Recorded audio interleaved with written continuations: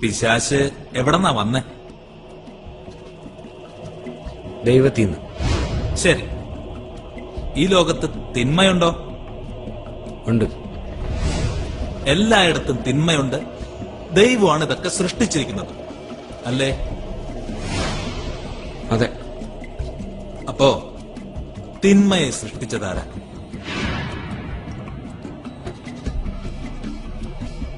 ഈ ലോകത്ത് അസുഖങ്ങൾ, വിദ്വേഷം, അസൂയ ഇതെല്ലാം ഉണ്ട്, ഇല്ലേ?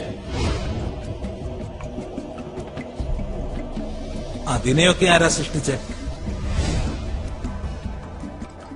ശാസ്ത്രം പറയുന്നു നിങ്ങൾക്ക് 5 ഇന്ദ്രിയങ്ങൾ ഉണ്ടെന്ന്. അതുള്ളത് കൊണ്ടാണല്ലോ നിങ്ങൾക്ക് കാണാനും കേൾക്കാനും ഒക്കെ കഴിയുന്നത്. എന്നാ പറ, താൻ എപ്പോഴെങ്കിലും ദൈവത്തെ കണ്ടിട്ടുണ്ടോ? എപ്പോഴെങ്കിലും ദൈവത്തെ കേട്ടിട്ടുണ്ടോ? ഇല്ല. എപ്പോഴെങ്കിലും തൊട്ടിട്ടുണ്ടോ? മണത്തിട്ടുണ്ടോ? അനുഭവിച്ചിട്ടുണ്ടോ? ഇല്ല സാർ.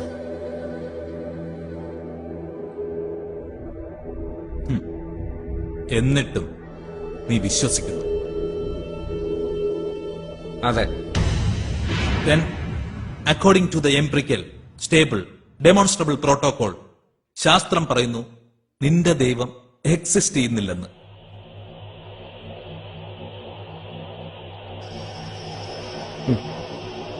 ആരെന്നാ പറഞ്ഞാൽ എനിക്ക് എന്റെ വിശ്വാസം മാത്രം മതി സാർ. വിശ്വാസം ശാസ്ത്രം നേരിടുന്ന ഏറ്റവും വലിയ പ്രശ്നം.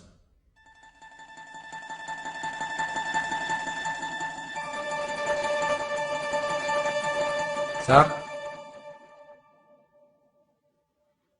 യെസ്, ഞാൻ ഒരു കാര്യം ചോദിച്ചോട്ടെ. ഈ ചൂടെന്ന് പറയുന്ന അവസ്ഥ ശരിക്കും ഉണ്ടോ?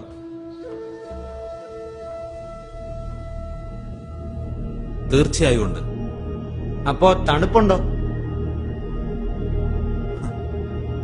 ഉണ്ട്. എന്നാ ഞാൻ പറയുന്നു ഇല്ലെന്ന്.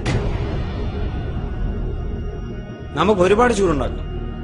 Super heat, mega heat, white heat, ഇല്ലേ ചെറിയ ചൂട്, അല്ലെ ചൂടില്ലായ്മ. താപനിലയ്ക്ക് 458 ഡിഗ്രി താഴെ വരെ നമുക്ക് പോകാം. പക്ഷേ അതിന് തണുപ്പെന്നല്ല പറയുന്നത്. തണുപ്പെന്ന വാക്ക് ചൂടില്ലായ്മയെ കാണിക്കാൻ വേണ്ടി മാത്രം ഉപയോഗിക്കുന്നതാണ്.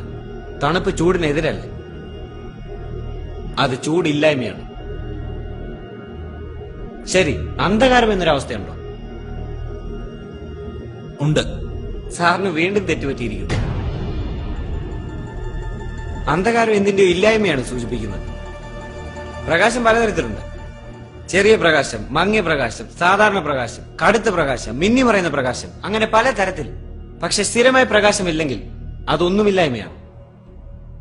അതിനെയാണ് അന്ധകാരം എന്ന് പറയുന്നത്. അപ്പൊ ശരിക്കും പറഞ്ഞാൽ അന്ധകാരം എന്നൊന്നില്ല.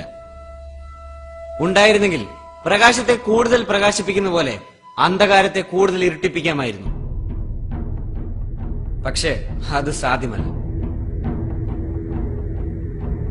So what is your point? നീ എന്താ പറഞ്ഞു വരുന്നത്? ഞാൻ പറയാൻ ഉദ്ദേശിച്ച ഒരു ചെറിയ കാര്യമുള്ളൂ സാറേ. സാർ ഇത്രയും നേരം പറഞ്ഞത് മൊത്തം മണ്ടത്തരമാണ്. സൈലൻസ്. ശരിയാ, മണ്ടത്തരവാ. തെളിയിക്കാവോ? ദൈവത്തെ അളക്കാൻ കഴിയുന്ന എന്തോ ഒന്നായിട്ടാണ് സാറ് കാണുന്നത്.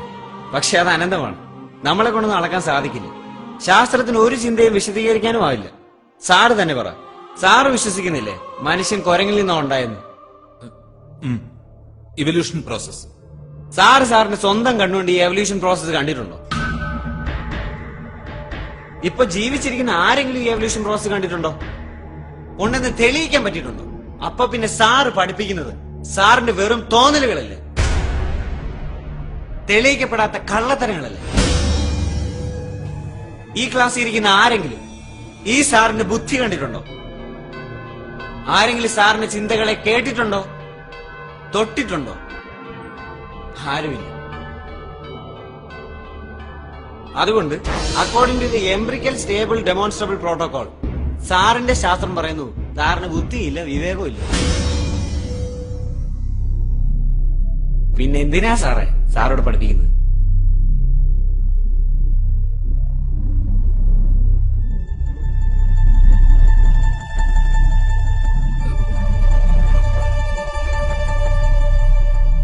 അതൊക്കെ നമ്മളൊരു വിശ്വാസത്തിന്റെ പുറത്ത് കാണണ്ടേ?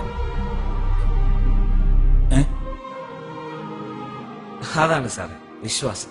അത്രയുമേ ഞാനും പറഞ്ഞു. സാറിന് തലച്ചോറുണ്ട് വിശ്വസിക്കുന്നതുകൊണ്ടാണ് ഞങ്ങൾ ഇത്രയും പേര് ഇവിടെ ഇരിക്കുന്നത്. അതുപോലെ തന്നെ ദൈവവും ദൈവവിശ്വാസവും.